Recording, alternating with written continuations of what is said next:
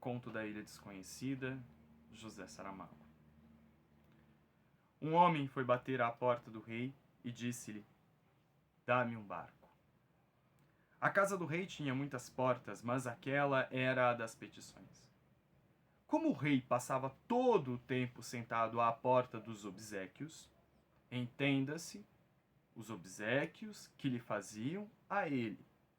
De cada vez que ouvia alguém chamar à porta das petições, fingia-se desentendido.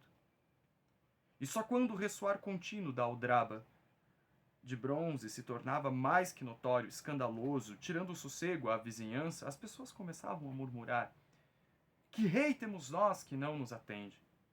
É que dava ordem ao primeiro secretário para ir saber o que queria o impetrante, que não havia maneira de se calar. Então o primeiro secretário chamava o segundo secretário, este chamava o terceiro, que mandava o primeiro ajudante, que por sua vez mandava o segundo, e assim por aí afora, até chegar à mulher da limpeza, a qual, não tendo ninguém em quem mandar, entreabria a porta das petições e perguntava pela frincha: "Que é que tu queres?" O suplicante dizia o que vinha, isto é, pedia o que tinha de pedir. Depois instalava-se num canto da porta à espera de que o requerimento fizesse de um a um o caminho ao contrário até chegar ao rei. Ocupado como sempre estava com os obséquios, o rei demorava a resposta. E já não era pequeno sinal de atenção ao bem-estar e felicidade do seu povo quando resolvia pedir um parecer fundamentado por escrito ao primeiro secretário, o qual, escusado seria dizer, passava a encomenda ao segundo secretário, este ao terceiro, sucessivamente até chegar outra vez à mulher da limpeza, que despachava sim ou não, conforme estivesse de maré. Contudo, no caso do homem que queria um barco, as coisas não se passaram bem assim. Quando a mulher da limpeza lhe perguntou pela nesga da porta: "Que é que tu queres?" O homem, em lugar de pedir, como era o costume de todos, um título, uma condecoração ou simplesmente dinheiro, respondeu: "Quero falar ao rei." "Já sabes que o rei não pode vir, está na porta dos obséquios", respondeu a mulher. "Pois então vai lá, diz ele, que não saio daqui até que ele venha pessoalmente saber o que eu quero", rematou o homem. E deitou-se ao comprido do limiar, tapando-se com a manta por causa do frio. Entrar e sair só por cima dele. Ora, isto era um enorme problema. Se tivermos em consideração que, de acordo com a pragmática das portas, ali só se podia atender um suplicante de cada vez, donde resultava que, enquanto houvesse alguém à espera de resposta, nenhuma outra pessoa se poderia aproximar a fim de expor as suas necessidades ou as suas ambições. À primeira vista, quem ficava a ganhar com este artigo do regulamento era o rei, dado que, sendo menos numerosa a gente que vinha incomodar com lamúrias, mais tempo ele passava a ter e mais descanso para receber, contemplar e guardar os obséquios. À segunda vista, porém, o rei perdia. E muito, porque os protestos públicos, ao notar-se que a resposta estava a tardar mais do que o justo, faziam aumentar gravemente o descontentamento social. O que, por seu turno, ia ter imediatas e negativas consequências no afluxo dos obséquios. No caso que estamos narrando, o resultado da ponderação entre os benefícios e os prejuízos foi ter ido ao rei, ao cabo de 3 dias, em real pessoa, à porta das petições, para saber o que queria um intrometido que se havia negado a encaminhar o requerimento pelas competentes vias burocráticas. "Abre a porta", disse o rei à mulher da limpeza, e ela perguntou: "Toda ou só um bocadinho?" O rei duvidou por um instante, na verdade não gostava muito de se expor aos ares da rua, mas depois reflexionou que parecia mal, além de ser indigno de sua majestade, falar com um súdito através de uma nesga, como se estivesse com medo dele. Mormente, estando a assistir ao colóquio, a mulher da limpeza, que logo iria dizer por aí, sabe Deus o quê. De par em par, ordenou. O homem que queria um barco levantou-se do degrau da porta. Quando escutou, começou a ouvir a correr os ferrolhos, enrolou a manta e pôs-se à espera. Estes sinais de que finalmente alguém vinha atender e que, portanto, a praça não tardaria a ficar desocupada, fizeram aproximar-se da porta uns quantos aspirantes à liberdade do trono que por ali andavam, prontos a assaltar o lugar mal ele vagasse. O inopinado aparecimento do rei, nunca uma tal coisa havia sucedido desde que ele andava de coroa na cabeça, causou uma surpresa desmedida. Não só aos ditos candidatos, mas também à vizinhança que, atraída pelo repentino alvoroço, assomara às janelas das casas no outro lado da rua.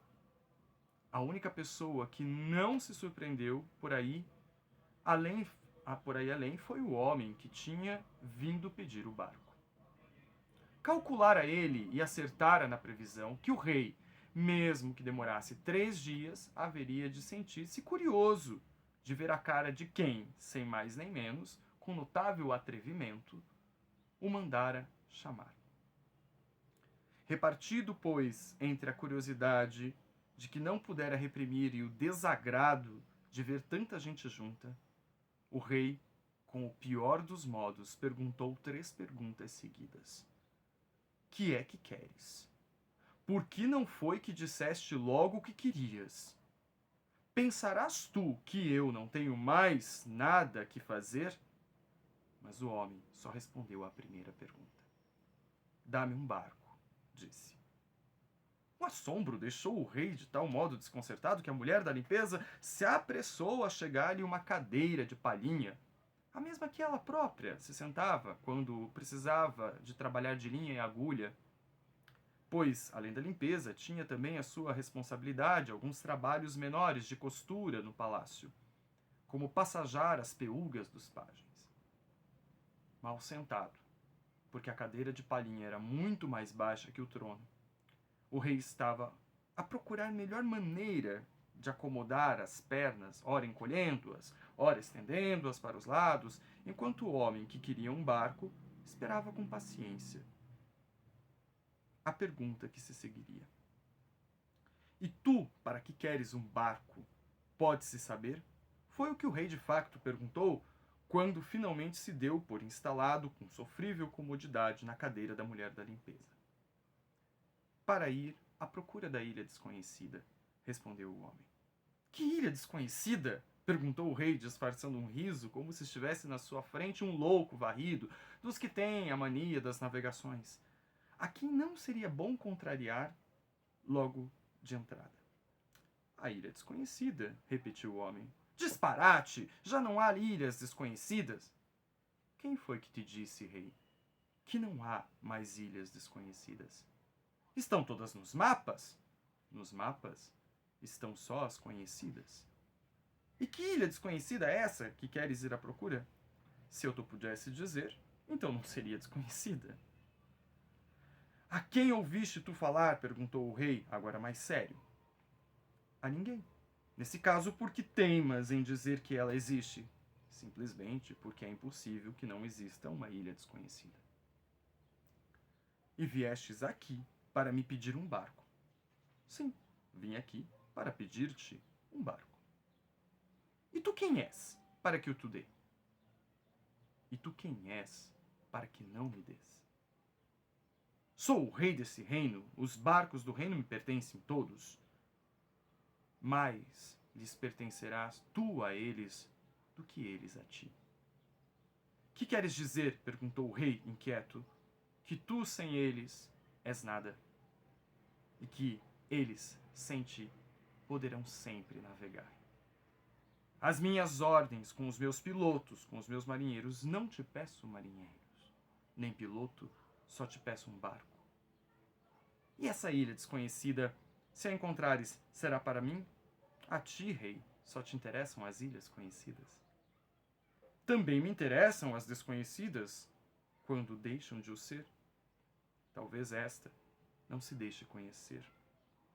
Então não te dou o barco, darás. Ao ouvirem esta palavra pronunciada com tranquila firmeza, os aspirantes à porta das petições, em quem, minuto após minuto, desde o princípio da conversa, a impaciência vinha crescendo, e mais para se verem livre dele do que por simpatia solidária, resolveram intervir a favor do homem que queria o barco e, começando a gritar: dá-lhe um barco, dá-lhe o barco.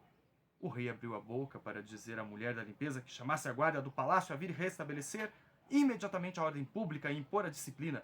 Mas nesse momento, as vizinhas que assistiam das janelas juntaram-se ao coro com entusiasmo, gritando com os outros, como os outros: dá-lhe o barco, dá-lhe o barco.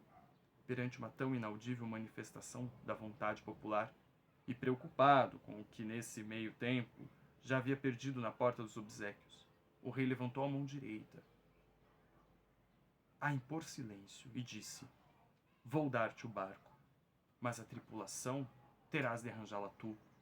Os meus marinheiros são precisos para as ilhas conhecidas. Os gritos de aplauso do público não deixaram que se percebesse o agradecimento do homem que viera pedir o barco. Aliás, o movimento dos lábios tanto poderia ter podido ser um obrigado, meu senhor, como eu cá me arranjarei. Mas o que distintamente se ouviu foi o dito segundo o rei: vais à doca, perguntas lá pelo capitão do porto, diz-lhe que mandei-te eu, e que ele te deu o barco, levas o meu cartão. O homem que ia receber o barco leu o cartão de visita, onde dizia rei, por baixo do nome do rei. E eram essas as palavras que ele havia escrito sobre o ombro da mulher da limpeza: entrega ao portador um barco, não precisa ser grande, mas que navegue bem e seja seguro. Não quero ter remorsos na consciência se as coisas lhe correrem mal. Quando o homem se levantou a cabeça, supõe-se que desta vez é que iria agradecer a dádiva, já o rei tinha se retirado. Só estava a mulher da limpeza a olhar para ele com cara de caso. O homem desceu do degrau da porta, sinal que os outros candidatos podiam enfim avançar. Nem valeria a pena explicar que confusão foi indescritível. Todos a quererem chegar ao sítio em primeiro lugar, mas com tão má sorte que a porta já estava fechada outra vez. A aldraba de bronze tornou a chamar a mulher da limpeza, mas a mulher da limpeza não está. Deu a volta e saiu com o balde e a vassoura por outra porta, a das decisões, que é raro ser usada, mas quando é. Agora sim. Agora pode-se entender o porquê da cara de caso com que a mulher da limpeza havia estado a olhar. Foi esse o preciso momento em que ela resolveu ir atrás do homem quando ele se dirigisse ao porto a tomar conta do barco. Pensou ela que já bastava de uma vida de limpar e lavar palácios, que tinha chegado a hora de mudar de ofício, que lavar e limpar barcos é que era a sua verdadeira vocação. No mar, ao menos, a água nunca lhe faltaria. O homem nem sonha que, não tendo ainda sequer começado a recrutar os tripulantes, já leva atrás de si a futura encarregada das baldeações e outros asseios. Também é deste modo que o destino costuma comportar-se conosco. Já está mesmo atrás de nós, já estendeu a mão para tocar-nos o ombro, e nós ainda vamos a murmurar: acabou-se, não há mais o que ver, é tudo igual.